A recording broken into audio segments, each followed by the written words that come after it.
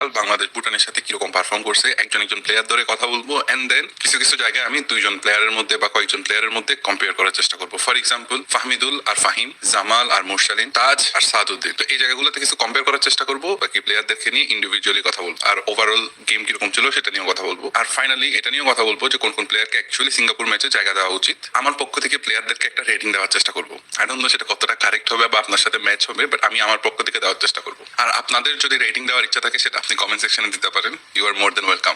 আচ্ছা, এটা যেহেতু প্রস্তুতি ম্যাচ ছিল তাই এটা রেটিং হচ্ছে সোফা স্কোরও আসে নাই, বাট আপনারা যদি সোফা স্কোর ডাউনলোড করতে চান লিঙ্ক নিচে দেওয়া থাকবে। আমরা যদি প্লেয়ারের ডিটেলস ইনফরমেশন এখানে পেয়ে যেতাম এই জিনিসটা অনেক ভালো হতো, যে কোন কোন প্লেয়ার কিরকম পারফর্ম করছে। আর একটু ডিটেলস পাইলে যেরকম অন্যান্য ম্যাচ যেগুলো হচ্ছে হাই ভোল্টেজ ম্যাচ, সেগুলো ক্ষেত্রে কিন্তু ওরা অনেক ডিটেলসে দিয়ে দেয় যে এই প্লেয়ারটা এখানে ছিল, হিট ম্যাপ, এরকম এই জিনিসগুলো থাকে। যেহেতু এটা তো বড় ম্যাচ না, বাংলাদেশ এখন অত বড় হয়ে উঠে নাই, সেজন্য বাংলাদেশের এই ইনফরমেশন গুলো এখানে পাওয়া যায় না, বাট আশা করি সামনের দিকে পাওয়া যাবে। ও বাই দ্য ওয়ে, আপনারা কিন্তু গিয়ে চাইলে প্লেয়ারদেরকে ফলো করতে পারেন, বিকজ আমি দেখছি হামজা আর ফাহমিদুল ছাড়া বাকিদের খুব একটা বেশি ফলোয়ার্স নাই, মানে 1000-এর উপরেও নেই। ওইটা অ্যাকচুয়ালি থাকা উচিত। প্রথমে মিতুল মার্মা হচ্ছে আমার মতে খুব একটা বেশি টেস্টেড হয় নাই, বাট যে জায়গায় তাকে টেস্ট করা হয়েছে সে কিন্তু শতভাগ উতরে গেছে, কারণ যে চান্সটা ওরা পাইছিল ভুটান, এটা কিন্তু 100% একটা গোলের চান্স ছিল। বাট মিতুল মার্মার অসাধারণ গোলকিপিং এর কারণে সে হচ্ছে এই জিনিসটা সেভ করে। এন্ড আপনি দেখবেন যে যখন সে সেভ করে সমিত সোম কিন্তু এটা অনেকটা মানে ইশারায় বুঝাইছে যে ইমপ্রেসিভ ছিল। আরো যদি দুই একটা শট আসতো নিশ্চিত আমি 7.2 7.5 কিছু একটা দিতাম, বাট ক্লিন শিট রাখছে, অসাধারণ একটা সেভ করছে। বাদ বাকি খুব একটা তার দিকে শট আসে নাই, দুই একটা আসছে, সেগুলো খুব স্ট্রং শট ছিল না। 6.8 থেকে 7, দ্যাটস 6.9 দিয়েই দিই। আচ্ছা, এবার আসি তারেক গাজী আর Topu Barman. To be honest, বাংলাদেশের মুহূর্তে এরা দুইজনই অনেক প্রমিনেন্ট, মানে এর উপরে কোচ কাউকে ট্রাস্ট করে না। তারেক গাজী আর তপু বর্মন মোটামুটি ভালো করছে। একটা জায়গায় তারেক গাজী আর তপু বর্মনের ভুলের কারণে গোল অলমোস্ট খেতে নিচ্ছিল, বাট এটা যদি ভুটান না হয়, যদি সিঙ্গাপুর হংকং হয়, এরা কিন্তু গোল করে ফেলবে। তো এই জিনিসটা আমাদের অনেক কেয়ারফুল থাকতে হবে, এভাবে ছোটখাটো মিস্টেক করা যাবে না। তপু বর্মন একটা বল ক্লিয়ার করতে গিয়ে পায়ের নিচে দিয়ে চলে গেছিল, পরে সেটা আবার ক্লিয়ার করছে। আবার ওই বলটা খুব সম্ভবত তারেক গাজীর ভুল ছিল, যে এই সিচুয়েশনে পড়াটা না, হঠাৎ করে বাংলাদেশ অ্যাটাকে ছিল, হুট করে কাউন্টার অ্যাটাক খেয়ে গেছে। তো এই ধরনের মিস্টেক গুলা কিন্তু বাংলাদেশকে ভুগাইতে পারে যদি হংকং আর সিঙ্গাপুরের সাথে ম্যাচ হয়। বাট এদের দুজনকে আমি অনেকটা সিমিলার না, তপু বর্মনের তো অ্যাটাকেও অনেক কিছু ইনপুট ছিল, তো সেই ক্ষেত্রে আই থিঙ্ক তপু বর্মন একটু better. Let's say 7 Tapu Barman, 6.8 Tarek Gazi. এবার আসি সাদউদ্দিন আর তাজউদ্দিন। টু বি অনেস্ট, এই দুই ভাইয়ের মধ্যে যদি আমি কম্পেয়ার করি, ক্লিয়ারলি তাজউদ্দিন হচ্ছে উইনার। তাজউদ্দিনের আশেপাশেও নাই গতকালকের ম্যাচে। তাজউদ্দিন প্রথম ম্যাচ যা পারফরমেন্স দিছে অসাধারণ ছিল, কারণ তাজউদ্দিনকে দেখলাম যে পরিমাণ ক্রস ডেলিভারি করছে, আমার মনে হয়েছে এটা কোন একটা উইঙ্গার করতেছে, বাট একটা উইং ব্যাক থেকে এই পরিমাণ ক্রস আমি বাংলাদেশ টিমে এর আগে দেখি নাই খুব সম্ভবত। সাদউদ্দিনের ক্ষেত্রে বলবো এত আহামরি ভালো করে নাই, যেরকম চোখে পড়ার মতো ঠিকঠাক খেলছে। কয়েকটা জায়গায় মিস ছিল রেগুলার যেরকম করে, বাট আহামরি ওরকম আউটস্ট্যান্ডিং কিছু পারফর্ম হয় নাই ওর দিক থেকে, বরঞ্চ তাজউদ্দিনের দিক থেকে খুব বেটার পারফরমেন্স দেখতে পাইছি আমরা। আর যখন আমি ক্রসগুলো নোটিস করলাম, ওর ক্রসগুলো কিন্তু যথেষ্ট ভালো, উল্টা পাল্টা ক্রস করতেছিল না, অ্যাকুরেট ক্রস করতেছিল। আর সেজন্য অ্যাকচুয়ালি বুঝতে পারছি যে লিগের মধ্যে ও এত গোল আর অ্যাসিস্ট কেমনে পাইছে। আর ওর কাছে একটা ড্রাইভ আছে, ক্লিয়ারলি সে জানে যে ইদার বলটা থ্রো পাস করতে হবে অথবা তার রান মেক করে ওভারল্যাপ করে বলটা নিয়ে ক্রস করতে হবে। অনেকে কি করে ওভারল্যাপ তো করতে পারে বাট ক্রসটা করতে পারে না, আজে বাজে ক্রস করে। বাট সেই তুলনায় তাজউদ্দিনের ক্রস গুলো অসাধারণ ছিল। তো এই ক্ষেত্রে আমি তাজউদ্দিনকে দিব 7.2 আর সাদউদ্দিনকে দিব 6.8। এবার আসি সোহেল রানার ব্যাপারে। প্রথমত বাংলাদেশ টিমের প্রথম 45 মিনিটে যে পরিমাণ এনার্জি ছিল অসাধারণ, এখানে সবাই ভালো করছিল, বাট সোহেল রানাকে প্রথম 45 মিনিটে খুব একটা খুঁজে পাই নাই। কাজেম শাহকে দেখতেছিলাম, জামাল অনেক ভালো করতেছিল, হামজা তো অবভিয়াসলি, তাজউদ্দিন ভালো করতেছিল, ফাহমিদুল একটার পর একটা ঝলক দেখাচ্ছিল, বাট সোহেল রানাকে মধ্যে খুঁজে পাচ্ছিলাম না। এখন কথা হচ্ছে হয়তো কোনো একটা ডিফেন্সিভ রোলের মধ্যে ছিল, আই ডোন্ট নো, সেজন্য হয়তো খুঁজে পাচ্ছিলাম না। পরে যখন হৃদয় নামছে, হৃদয় হচ্ছে পরে ডিফেন্সিভ রোল প্লে করতেছিল, খুব সম্ভবত সেজন্য হচ্ছে সে ওই গোল করার মতো যে একটা শট নিচ্ছে ওইটা সেজন্য। বাট আমার কথা হচ্ছে সে কিন্তু অনেকগুলা শট নেয় নাই, একটা শট নিচ্ছে ওইটা কেমনে জানি গোল হয়ে গেছে, বাট অসাধারণ ছিল। গোলটা নিয়ে কোনো কমপ্লেন নাই, অসাধারণ গোল। আর এটার কারণে ওকে আমি 7.5 দিচ্ছি। পুরো ম্যাচ কিন্তু এরকম খেলে নাই, মানে পুরো ম্যাচে একরকম, গোলটা ডিফারেন্ট, এটা আমার কাছে মনে হয়েছে। এবার আসি হামজা চৌধুরীর ব্যাপারে। হামজা চৌধুরীর ব্যাপারে আসলে কিছু বলার নাই। হামজা চৌধুরী 8.5, আমি এর নিচে যাচ্ছি না। যা গোল দিছে, তারপর যে পরিমাণ লিডারশিপ শো করছে, শুরুতে কত মিনিট পর্যন্ত তার পাস সিকিউরিসি 100% ছিল, এটা অনেক লম্বা সময় পর্যন্ত। আমি জানি না শেষ পর্যন্ত 100% ছিল কিনা, মানে লিডারশিপ যে পরিমাণ প্রেজেন্স সব জায়গায়, সে সবকিছু মিলে 8.5। আমার মতো 8.5 ও কম হয়ে যায়, টু বি অনেস্ট, আরো বেশি দেওয়া উচিত। 8.5 ইজ নট ব্যাড অ্যাকচুয়ালি, আমি কমাই দিচ্ছি, বাট 8.5 ইজ নট ব্যাড। এবার আসি কাজেম শাহর ব্যাপারে। আমি জানি না কাজেম শাহ কেন রাইট উইঙ্গার ওই পজিশনটাতে খেলতেছিল, আমার মনে হয় না যে রাইট উইঙ্গার পজিশন ওয়াইজ খুব ভালো করে নাই, বাট মিডফিল্ডার ওয়াইজ হিসেবে যদি চিন্তা করি ঠিক ছিল, অত আহামরি ভালো ছিল না, আরো অনেক ভালো করতে পারতো। বাট আমার মনে হয় পজিশনটা ঠিক ছিল না ওর জন্য, মানে এই পজিশনে ওকে খেলানোটা অ্যাকচুয়ালি অনেক চ্যালেঞ্জের আমার মনে হয়। পরবর্তী ম্যাচগুলোতে যখন সমিত সোম কিউবা থাকবে একসাথে, তখন হচ্ছে তাকে রিপ্লেসমেন্ট হিসেবে হয়তো পরবর্তীতে নামানো যেতে পারে যখন আমাদের ফ্রেশ লেগ দরকার হবে, তার মধ্যে ওই জিনিসটা আছে। বাট উইঙ্গার হিসেবে খেলার মতো আমার মনে হয়নি, মানে উইঙ্গার হিসেবে আরো স্পিড, আরো অ্যাজিলিটি গুলো দরকার ছিল, আরো রান মেক করা। তার চেয়ে বেটার কিন্তু রান মেক করতেছিল আমাদের তাজউদ্দিন। তো এই ক্ষেত্রে আমি মনে করি আরো অনেক ভালো করতে পারতো। তো কিরমানির জন্য 6.5। এবার আসি জামাল ভুঁইয়াকে নিয়ে। অনেকে বলবে যে আজকের দিনে নেগেটিভ কথা বলার দরকার আছে কিনা, একটু কম বলার চেষ্টা করবো।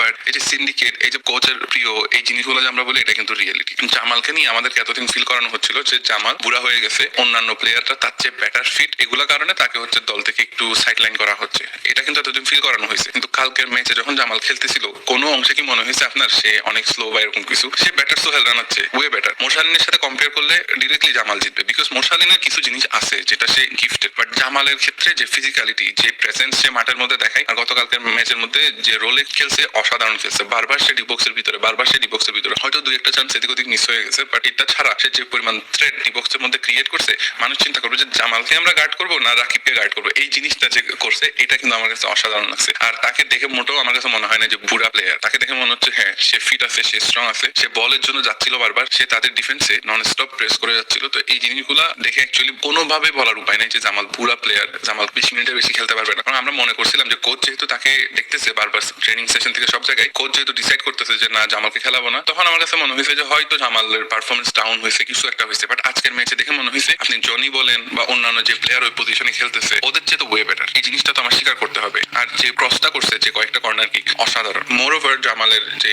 ফার্স্ট টাচ বা হচ্ছে পাস দেওয়ার যে স্টাইল, এটা অন্যান্য প্লেয়ারের চেয়ে অনেক বেটার। কারণ জামাল অ্যাকচুয়ালি স্কিল প্লেয়ার। তার মধ্যে হয়তো সে যেহেতু পায়ে গুলি খাইছে, রাইট, মনে আছে আপনার কাছে, ওইটার কারণে সে হয়তো অন্যান্য প্লেয়ারদের থেকে কোনো কোনো জায়গায় একটু পিছিয়ে পড়তে পারে। ফর এক্সাম্পল হামজার তুলনায়, ফাহমিদুলের তুলনায়। কিন্তু তার মানে এই না যে সে বাংলাদেশি যে প্লেয়াররা লোকাল লিগে খেলে তাদের চেয়ে অনেক বেশি, এরকম বলার কোনো ওয়ে নাই। সে মোর স্কিল প্লেয়ার, তার গেম রিড করার অ্যাবিলিটি অনেক ভালো। সবকিছু মিলে তার মধ্যে স্কিলটা আছে, সবকিছু আছে, মানে ফুটবলিং যে সেন্সটা দরকার সেটা আছে। এখন কোচ যদি তাকে ইউজ করতে না চায় সেখানে কিছু করার নেই। আমার পক্ষ থেকে যেহেতু সে অ্যাসিস্ট করছে, আই থিঙ্ক 7.5, যেহেতু অ্যাসিস্ট করছে, অন টার্গেট শটও আছে তার। আর বেশ কয়েকবার সে কিন্তু বল উইন করছে, বেশ কয়েকবার সে অ্যাটাক মেক করতেছিল, অন টার্গেট শুট করছে। তো পয়েন্ট দিতে হবে। এখন মোরসালিনের সাথে কম্পেয়ারটা করে ফেলি। আমার কাছে মোরসালিনের যে জিনিসটা খারাপ লাগছে, হ্যাংলা পাতলা ছেলে। আমার কাছে মনে হচ্ছে মোরসালিন যে জিনিসটা নিয়ে আসছিল, যে সে মানে ছোট্ট একটা ছেলে এত কিছু এত সুন্দর খেলে, ওই জিনিসটাকে সে ইমপ্রুভ করতে পারে নাই, টু বি অনেস্ট। অনেক সময় এটা হয় যে অনেক অল্প বয়সে প্লেয়াররা ফেম পেয়ে যায়, বাট তারপর তারা সেটাকে ধরে রাখতে পারে না, তারা হচ্ছে ফেমের জোয়ারে বেশি চলে যায়। আমার কাছে মোরসালিনের ব্যাপার অনেকটা এরকম মনে হচ্ছে। আমি চাই যে সে রিয়ালাইজ করুক জিনিসটা, যে তার মধ্যে অনেক পটেনশিয়াল আছে। আমার কাছে মনে হচ্ছে সে নিজের পটেনশিয়ালকে হেলায় নষ্ট করতেছে, বিকজ সে বসুন্ধরায় খেলে সবচেয়ে বেশি বেতন পায়, তাকে হচ্ছে মানুষ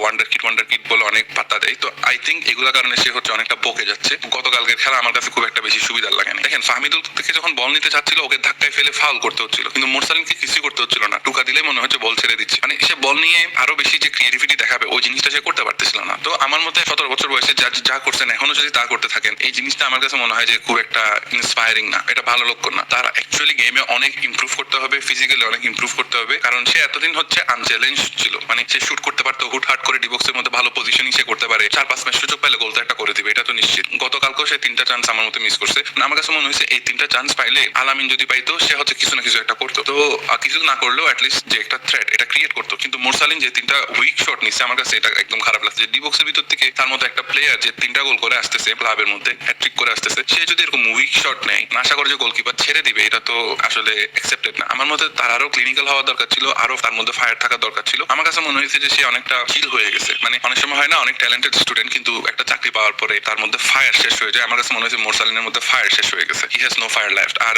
সামনে তার কম্পিটিশন হবে কিউবার সাথে। আই থিঙ্ক এই জায়গায় সে পাত্তাই পাবে না, কারণ কিউবা, ফাহমিদুল, এই প্লেয়ার গুলো না ওয়ার্ল্ড ক্লাস মেন্টালিটির প্লেয়ার। তাদের মধ্যে চিন্তা আছে যে আমি কিভাবে ইংলিশ প্রিমিয়ার লিগে খেলবো, তাদের স্বপ্ন হচ্ছে ওইটা, আমি কিভাবে ইংলিশ প্রিমিয়ার লিগে খেলবো। ওই লিগে খেলতে গেলে আমার কি করতে হবে। ফাহমিদুলের মাথায় এখন চিন্তা হচ্ছে আমি কিভাবে ইতালির 3rd টায়ারে খেলবো, রাইট। তো ওই জায়গায় সে যদি চিন্তা করে যে আমি সেমি প্রফেশনাল থেকে প্রফেশনাল কেমনে যাবো, তখন সে জানে তার এফোর্ট কত বেশি দিতে হবে। বাট এখানে আমাদের মোরসালিনের হয়েছে কি, সে জানে আমি বাংলাদেশের বেস্ট ক্লাবে বেস্ট বেতন নিয়ে খেলতেছি, আমার হচ্ছে আলাদা একটা দাম আছে, আমি বাংলাদেশের ন্যাশনাল টিমে খেলতেছি, আমার আর ইমপ্রুভ করার সুযোগ নেই। এদের হচ্ছে এখানে তারা মেন্টালি নিজেদেরকে লিমিট করছে। তারা এটা চিন্তা করতেছেন আচ্ছা হয়তো থাইল্যান্ডের লিগটা অনেক ভালো, হয়তো ইন্দোনেশিয়ার লিগটা অনেক ভালো, হয়তো ইন্ডিয়ার লিগটা অনেক ভালো, সেখানে যদি আমি কখনো গিয়ে খেলতে পারি, এই জিনিসগুলো তাদের মাথায় আসে না। আসলে আমি মনে করি জামাল থেকে তাদের এগুলো শিক্ষা নেওয়া উচিত, এটা ট্রাই করা উচিত যে হ্যাঁ আমি আরো বেটার করার চেষ্টা করবো। আর এই যে আমাদের যে অরিজিন প্লেয়াররা আসতেছে, এটা কিন্তু এই দিক থেকে ভালো যে এরা আসার কারণে টিমের মধ্যে কম্পিটিশন বাড়বে। এই যে মোরসালিন যে এখন মনে করেন চিল হয়ে গেছে, জানে যারে আমার সিট তো থাকবে একটা টিমের মধ্যে, কোচ আমাকে লাইক করে, সবাই আমাকে লাইক করে, আমার সিট তো একটা থাকবে, ওই জিনিসটা তার মধ্যে থেকে চলে যাবে। তখন সে একটা গোল করার পরে স্যাটিসফাইড থাকতে পারবে না, তার কাছে মনে হবে আর 2টা গোল যে মিস করলাম সেগুলো কি হইলো, তার মধ্যে তখন ওই মেন্টালিটি থাকবে। মোরসালিনকে কত দিব,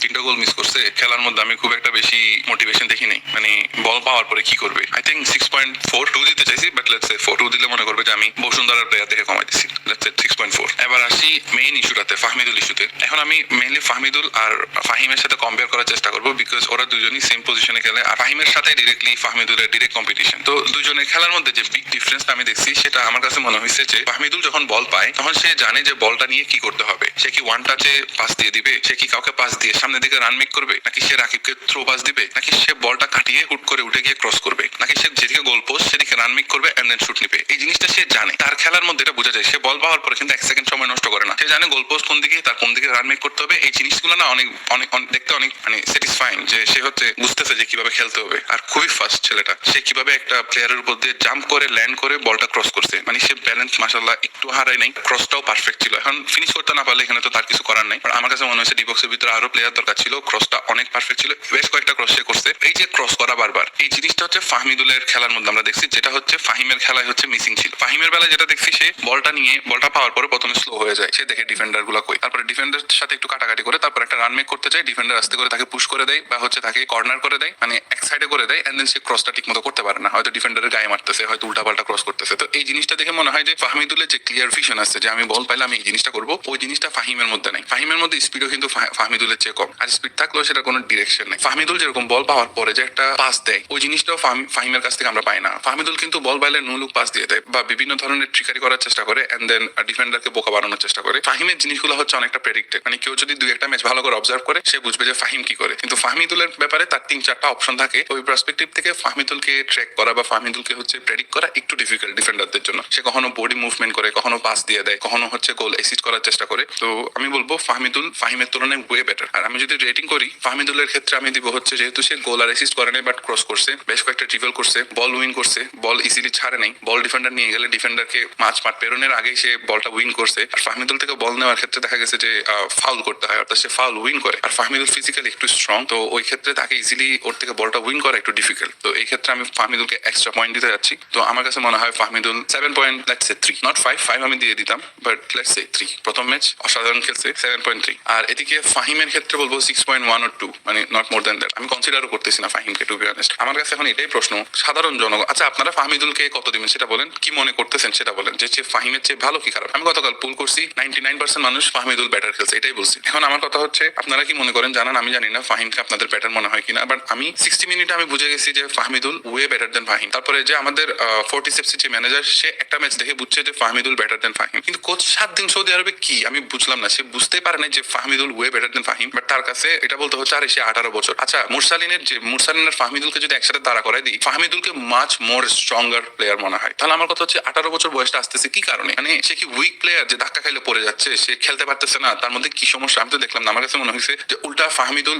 better stronger player, even more than Fahim, more than Morsalin, even অন্যান্য আরো কয়েকটা প্লেয়ার যাদেরকে ধাক্কা দিলে পড়ে যায়, এদের চেয়ে তো ওয়ে বেটার প্লেয়ার ফাহমিদুল। সে একটা বিস্টের মতো প্লেয়ার। আমি জানি না তাকে বলতেছে 18 বছরের নিচে। তো এগুলা দিক থেকে আসলে চিন্তা করে বলতে হয় যে এখানে কিছু না কিছু একটা তো আছে। আর অ্যাকচুয়ালি ফাহমিদুলের ইস্যুতে কোচ যা বলুক, এখন আমার যেটা 6th সেন্স এটা বলতেছে হচ্ছে অ্যাকচুয়ালি ওইটাই সত্য, যে ঘটনাটা আমরা পেপারে পড়ছিলাম যে ফাহমিদুলের সাথে অ্যাকচুয়ালি শ্রাবণের সমস্যা হয়েছে, ফলে সে কোচকে কিছু একটা বলছে যেটা কোচের পছন্দ হয় নাই, তারপরে সে ইগোর কারণে সে হচ্ছে ফাহমিদুলকে বাদ দিছে, এন্ড দেন পরে বলছে বয়সের কারণে। এটা হচ্ছে রিয়েলিটি, আমার কাছে এটাই মনে হয়, এর চেয়ে ভালো কোনো এক্সপ্লেনেশন আমার কাছে নেই। আচ্ছা এবার আসি রাকিবকে নিয়ে। রাকিব আর আলামিনের মধ্যে কম্পেয়ার তো করতেছি না, বাট আমার কাছে মনে হয়েছে Rakib is as always best player. ওই জায়গাটাই অনেক এফোর্ট দেয়, সে অনেক এফোর্ট দেয়, তার স্পিড অনেক ভালো। সে একটা সময় আরো অনেক স্লো প্লেয়ার ছিল, বাট এখন সে অনেক বেশি ম্যাচিওর, সে অনেক বেশি নিজেকে আপগ্রেড করছে। আমি এই কথাটাই মুরসালিনের ব্যাপারে বলতেছিলাম যে মুরসালিন নিড টু আপগ্রেড হিমসেলফ। মুরসালিন সেটা করতেছে না, সে অনেক স্যাটিসফাই হয়ে গেছে নিজেকে নিয়ে, মানে ফেমের কারণে সে অনেক একদম লুতা হয়ে গেছে এখন কাইন্ড অফ। কিন্তু রাকিবের মধ্যে ওই ফায়ারটা আছে। ন্যাশনাল টিম আমি কখনো রাকিবকে স্লো ডাউন করতে দেখি নাই, কনসিস্টেন্টলি হচ্ছে অ্যাটাক করে যাচ্ছে।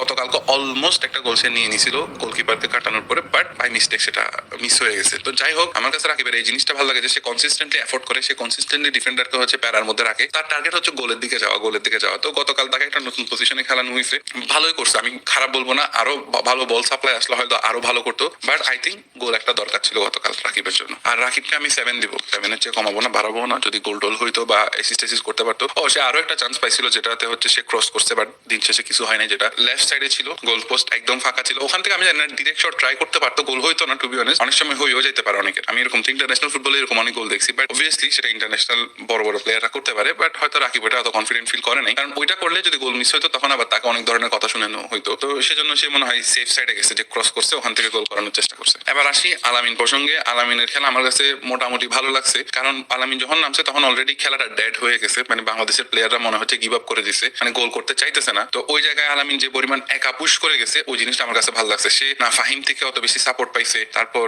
সে নিজে নিজে পুশ করছে, নিজে নিজে ট্রাই করছে, আর একটা বল ক্রস আসছিল, সে যেভাবে হচ্ছে বলটা রিচ করার চেষ্টা করছে, অসাধারণ লাগছে। মানে আলামিনের ক্ষেত্রে বলতে হয় যে আমি শুধু তার এফোর্টের দিকে দেখছি, আমার কাছে মনে হয়েছে ওয়ে বেটার। সে যদি রাইট উইং এ রাকিবকে আর রাইট সাইডে তাজকে পাই, এন্ড দেন এই পাশে হচ্ছে ফাহমিদুলকে পাই, আমার মধ্যে সে কিন্তু অনেক গোল করতে পারবে। তার মধ্যে ওই ফায়ারটা আছে, যেটা আমরা মুরসালিনের মধ্যে মিসিং দেখতেছি, ওই ফায়ারটা আলামিনের মধ্যে আছে। সে যদি রাকিব আর ফাহমিদুলকে পাই, সে কিন্তু ঠিকই গোল করবে। ইভেন হামজাও অথবা জামালও হচ্ছে আলামিনের জন্য কমপ্লিমেন্টারি হইতে পারে, বিকজ আলামিনের কয়েকটা ম্যাচে গোল দেখছি যেগুলো হচ্ছে ওরকম, মানে একদম মধ্য থেকে আসতেছে। তো আমার কাছে মনে হয়েছে যে আলামিনকে আরো বেটার সুযোগ দেওয়া দরকার ছিল, বাট যেহেতু শেষের দিকে নামছে, ওই সময় বাংলাদেশের প্লেয়ার সব চেঞ্জ হয়ে গেছে, খুব একটা বেশি হেল্প সে পায়নি। বাট তারপরও একাশে যে পরিমাণ প্রেস করে গেছে অসাধারণ। তো আমি মনে করি যে নেক্সট ম্যাচে যদি কোচ 4-3-3 অর্থাৎ তিনজন যদি অ্যাটাক লাইনে খেলানো হয়, সেক্ষেত্রে আলামিনকে চান্সটা দেওয়া উচিত, আর আই থিঙ্ক সে চান্সটা পাবে। আর যদি রাকিব ওই জায়গাটাই না খেলে আর কি, রাকিব আর একটু বেটার প্লেয়ার আলামিনের তুলনায়, তো ওই কারণে হয়তো। বাট আমাকে যদি বলেন, আমি ফিনিশিং এর দিক থেকে হয়তো আলামিনকে এগিয়ে রাখতে পারি। আলামিনকে কত দিব, যেহেতু আলামিন অল্প কিছু সময় খেলছে, 6.45 এইটুকু, এর বেশি দিব না। এরপরে মাঠে নামছে হচ্ছে হৃদয় ইব্রাহিম, শাকিল আহাদ, তহপু, আর কি আছে আই থিঙ্ক এরাই নামছে, আর খুব একটা বেশি প্লেয়ার নামে নাই। তো এরা হচ্ছে খুব একটা বেশি খেলা নেই বা বেশিক্ষণ সময় পাই নাই, আমি অত বেশি নোটিস করি নাই, তো খুব একটা জাজ করতেছি না। আর আমাকে যদি বলেন যে সিঙ্গাপুর ম্যাচের একাদশটা কিরকম হওয়া উচিত, আমি বলবো মিতুল মার্মা ঠিক আছে, তপু তারিক ঠিক আছে, তাজউদ্দিন ঠিক আছে, সাদের ব্যাপারে জানি না, একটু ইনজুরি হয়েছে, এখন ঠিক হইলো কি ঠিক হয় নাই সেটা আমি জানি না। তো বাট সাদউদ্দিন হচ্ছে কোচের প্রিয় প্লেয়ার, ওটা কনসিডার না করলে হয়তো রিপ্লেসমেন্ট থাকলে হইতে পারে replaced, I don't know. Saaduddin থেকে আরো অ্যাটাকিং জিনিসটা মোর আশা করি। তারপরে হচ্ছে হামজা সমিশ্রম, সাথে জামালকেও খেলানো যেতে পারে, আবার অল্প কিছুক্ষণ মুরসালিনকে চান্স দিতে পারে, but Jamal is better choice to be honest. আর এখানে ফাহমিদুলকে চেঞ্জ করার কোনো সুযোগ নেই, হয়তো ফাহিমকে অল্প কিছু চান্স দেওয়া যেতে পারে শেষের দিকে যদি ফ্রেশ লেগ দরকার হয়। বাট আমার কাছে মনে হয়েছে ফাহমিদুল যদি ফিট থাকে, ওকে চান্স বাড়ায় দেওয়া উচিত। বাট 90 মিনিটস একটু ডিফিকাল্ট হয়ে যায়, যেহেতু সে অনেক এফোর্ট দিয়ে খেলে। কাজিম আমার মতে সুযোগ পাবে না, বাট টুইঙ্গার হিসেবে সে সুযোগ পাবে না, সেই সুযোগ পাইলে হচ্ছে হয়তো সমিত সুন বা জামাল ভুঁইয়া, এদের জায়গায় পাইলেও পাইতে পারে। যদিও জামাল ভুঁইয়া এখন ডিফারেন্ট রোলে প্লে করতেছে, ওই জায়গায় কাজিম কেমন করবে জানি না। আর রাকিব তো অবভিয়াসলি অটো চয়েস, কিছু করার নাই, বেস্ট প্লেয়ার। এখন আলামিনকে খেলাবে কি খেলাবে না সেটা কোচের উপর ডিপেন্ড করতেছে, ফরমেশনের উপর ডিপেন্ড করতেছে। আর যেহেতু সিঙ্গাপুরের ম্যাচে অনেক অ্যাটাক হবে, আমাদের ডিফেন্সের দিকে অনেক ফোকাস থাকতে হবে, but I think we need to win the game. তো এই ক্ষেত্রে আমাদের অ্যাটাককে একদম ফেলে দিলেও চলবে না। তো let's hope for the best. অনেক লম্বা ভিডিও হয়ে গেছে, এডিট করতে আমার 12টা বাজবে। Tata bye bye. আমার কালকে অ্যাসাইনমেন্ট আছে। আমি